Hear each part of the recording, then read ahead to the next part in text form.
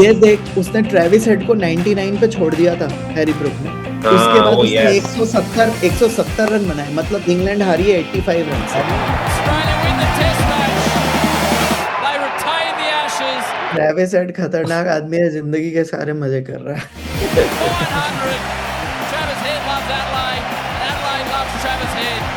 If for any reason this is 4-0, 4-1 or 5-0, bye-bye Brendan Nicholm.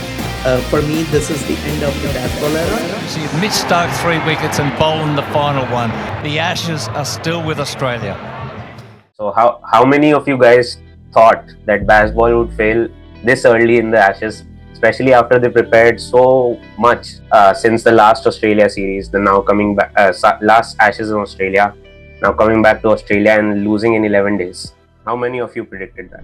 When Ashes was on its uprising, I did not think England will lose so meekly and so easily to Australia in like just 11 days and surrender the Ashes. But looking in hindsight, after all the repercussions and analyzing everything that's gone by, it's not also a surprise to me, because the rigidness of this England setup has led England to lose Ashes in like just 11 days. They did not play a single practice game against a Sheffield Shield team. They did not go to even practice against the pink ball game against the Australia A game, and they sent their players for the England Lions who would not feature in the England test. So when people say that England was underprepared, I second with that notion.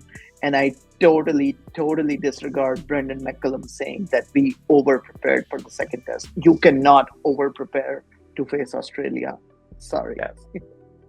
Yeah, I agree with the things that you said. But the problem, I think, India also faced this when they went to Australia, that the practice pitches that they give is completely different to the game. And then, I mean, obviously you should still play the game just to see and have a feel of the pitch, of the ground, Australian conditions. But even if they didn't go to that practice match, I don't think they over-prepared. Like, of course, you cannot over-prepare and lose 2 games and then come out and say we over-prepared. Even before the Ashes started, मुझे लग ही नहीं रहा था कि England जीतेगी, क्योंकि as you said, the rigidness is too much of baseball. Like, her situation में baseball काम नहीं आता. If they want to play baseball, I think baseball can be good in most stages, I would say, but critical situations में, if you play baseball and it goes the other way, then you're gonna for sure lose the match. And that's what happened in almost all 3 matches. I mean, I was not that confident about 5-0, but now I'm for sure confident that it's going to be 5-0. They are not going to give an inch. ये तो इनको 5-0 ही रगड़ेंगे. But one more thing that I heard in the recent past, that it's actually very true, कि England की जो आज की team है, in that getting into the England team is easier than getting out of the England team, you know. Otherwise, ये Ollie Pope, Zach Crawley, Bryden Cars जैसे player, they would not, especially their batting order, I would say, Ollie Pope, Zach Crawley, they would not play 60-60 test. Even Gambhir Shubman Gill को 60 test ना खिलाए, ऐसे record पे मैं तो ये बोल दूं. I had a different opinion, at least earlier during the build-up to the Ashes. I really thought that this time we will actually see 2 things. A, England compete, and I honestly thought win at least some test matches, if not the Ashes. Second, I was very hopeful for a Joe Root century, which eventually happened. No red ball century yet. No red ball century, but a century in days cricket in Australia, which was missing. So he has that now. But again, he has blown hot and cold, just like the England batting order, the entire batting order. The way it started in Perth, England batted miserably, I think 170, less than 180 all out. But then they bowled out Australia for under 150. Yeah. And that is when I thought that, you know, whatever I have, the build-up was right, and England is here not just to play, but to fight. And there is a very high chance that, I was very hopeful they're winning this test match, just like India won in BGT at Perth. They won the first test. I thought that Australia, they're gone and England will take a lead. Because I was pretty sure that pink ball test match, Australia has an upper edge and England probably will not be winning that one. And that is exactly what happened. And I agree with, like, they did not go and play with the pink ball. They you could call it rigidness, ego, mind games, whatever. They should have played. They should have played. The reason why India, when they travel, they just play intra-squad games is because I have heard that, like, in press conferences, they've said that the teams that they play against are not competitive enough. It's much better that we play uh, with our extended squad. That's better practice than just playing with players in Australia who are, like, probably not even gonna feature for their top England team. give you the same excuse. Even McCallum gives you the same excuse. But I think for individual players like Crawley, Pope, who are so woefully out of form, पूरी team ना खिलाओ आप उस They match should में, play. पर एक दो player को तो भेजना ही चाहिए जिनसे रन ही नहीं बन रहा है. Correct. And I am a strong believer कि game time, practice time, if a batter spends time in the middle, it can cause no harm. अगर उससे कुछ अच्छा नहीं हो तो उससे खराब तो कभी नहीं हो सकता. तो वो, I mean, unless आप injury हो जाओ कहीं खेलते हुए. But overall, to answer your question, I was hopeful that England will compete. And अभी मुझे पता है, it will be very weird to say this, but I really thought England will win this Ashes. Scoreline, I don't know, 3-2, 4-1, I don't know, but I really thought they will win. Look, I've always said this, and I have said this before as well when India was playing against England, कि जो hype of baseball है और जो outcome of baseball है वो बहुत vary करता है. Like the hype is here, but the outcomes are below par. कुछ ज्यादा फर्क नहीं मिला, advantage नहीं मिला है इंग्लैंड को just to say we play a baseball type cricket. They have not qualified for any WTC finals. They have not even been in contention for a WTC final. So what kind of cricket do you promote कि जिसके अंदर तुम एक tournament के tops में भी नहीं आते हो? I do also want to say this that Jofra Archer's comeback was highlighted a lot, but uska impact towards the game has nothing even been like 10% compared to what Stark had an impact on the game. Like even if Jofra Archer could have shown 50% of what Stark could have done, then England might have a better fight.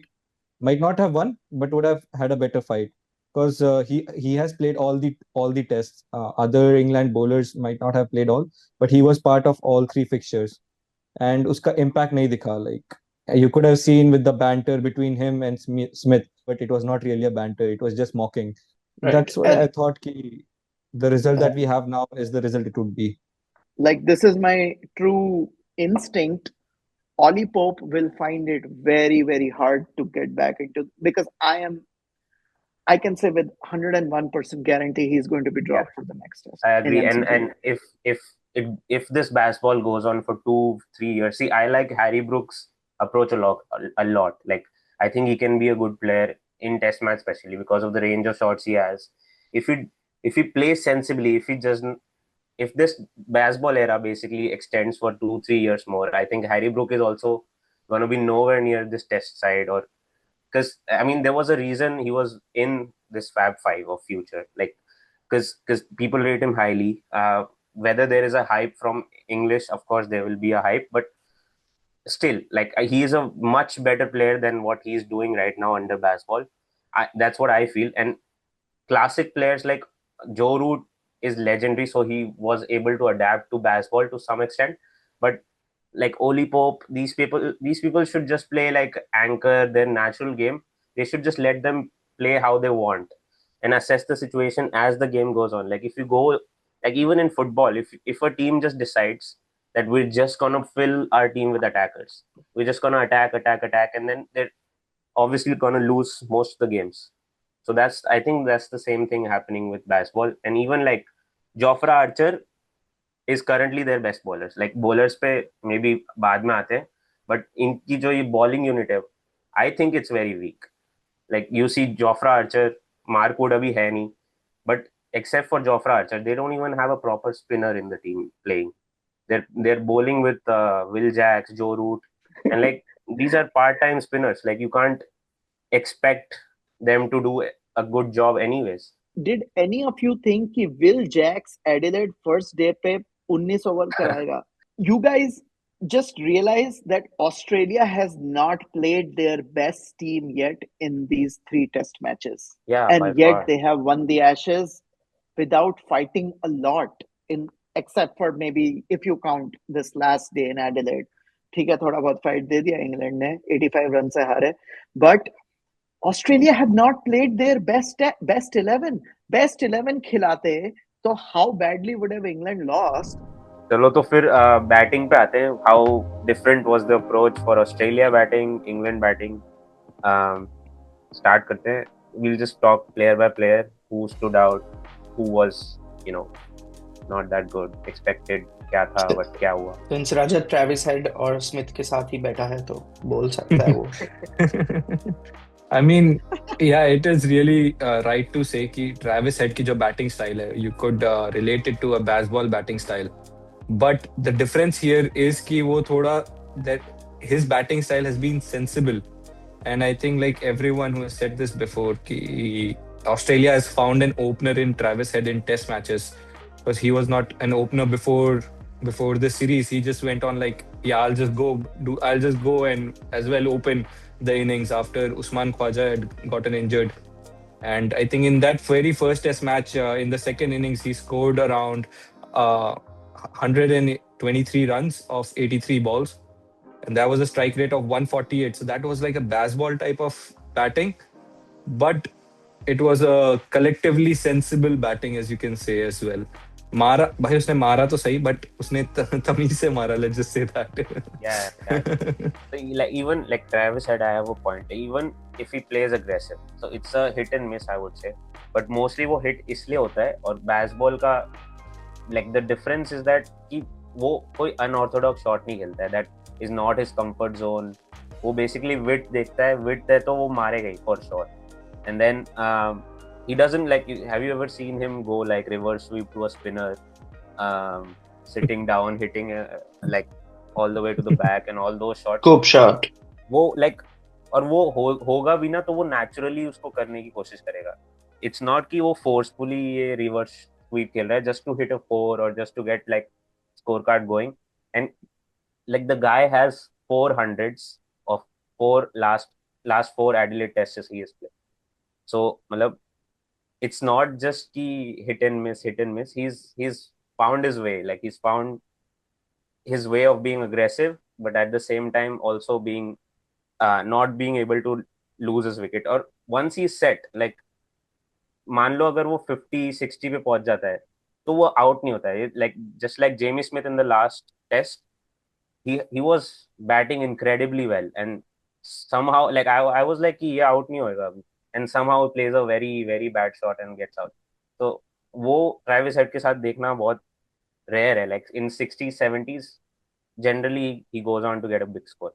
That's the main difference, I think. I have some points to make on Travis Head, I would say. So I'm inspired by Travis Head keeping this mustache, of course. So see, one thing that gets unnoticed is you talk about baseball and all this like frenzy approach, high strike rate, revamping test cricket. Great. अगर आप actually देखो तो Travis head ने baseball को पलट के रख दिया. If you talk about the first game, right, where this momentum shifted. Cricket is a game of momentum, right? उन्होंने ऑस्ट्रेलिया ने momentum shift कर दिया on the very first test, second day of the first test when this game got over in Perth. Travis head ने पहले 3 over Jofra Archer को respect देके खेला. Jofra Archer and I think it was Mark Wood, right, in that case, or Brydon Cars, whoever opened the bowling. But then once he gauged the pace of the pitch, you never saw a shot driving on the length from Travis Head. Travis Head ने सिर्फ cut और पुल मारा है. Yep. उस Perth की innings में अगर आप खोल के देख लो तो उसने पहले 3 ओवर में उसके 21 बॉल में सिर्फ सिंगल डिजिट में रन थे. And then he just started hitting square of the wicket, square of the wicket. That's where he's strong, and that is where England lost the plot. They kept bowling short and short and short to him, short and wide, और उनको मारता गया जब तक कि he did not get an over pitched ball. उसने drive मारा ही नहीं उस pitch पे, because he has the common sense, and that is the difference.